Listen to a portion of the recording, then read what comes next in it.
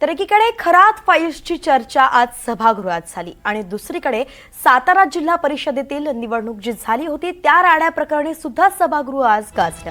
सातारा जिल्हा परिषद अध्यक्ष निवडणुकीत झालेल्या वादावरती आता अखेर पडदा पडलेला आहे। दोन्ही पक्षाच्या वरिष्ठ नेत्यांनी मुख्यमंत्री तसंच उपमुख्यमंत्र्यांची स्वतंत्र भेट घेतली आहे। सत्ताधारी शिवसेना विरुद्ध भाजप असा हा वाद सभागृहात दिसू नये अशी भूमिका घेण्यात आली आहे। शिवसेनेकडून उद्योगमंत्री उदय सामंत आणि भाजपकडून महसूल मंत्री चंद्रशेखर बावनकुळे यांची समन्वयाची शिष्टाई पार पडली। मुख्यमंत्री देवेंद्र फडणवीसांची भेट घेतल्यानंतर उद्योगमंत्री उदय सामंत आणि चंद्रशेखर बावनकुळे आता उपमुख्यमंत्री एकनाथ शिंदे यांच्या दालनात बैठक करतायत।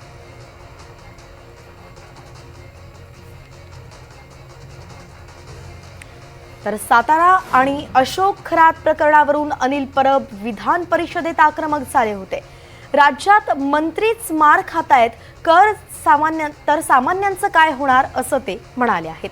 विधिमंडळात शेतकरी आणि सामान्यांचे प्रश्न बाजूलाच राहतायत असंही अनिल परब म्हणाले।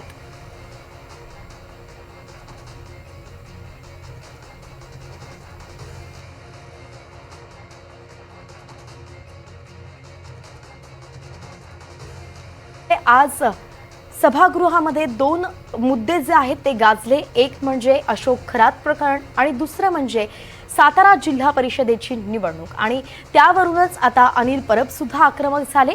राज्यात सगळं काही नीट नाहीये, चर्चेचा विषय काय, भोंदू बाबा मंत्री मार खातायत असं म्हणत त्यांनी दोन्ही गोष्टींवरून सरकारला टोला लगावला।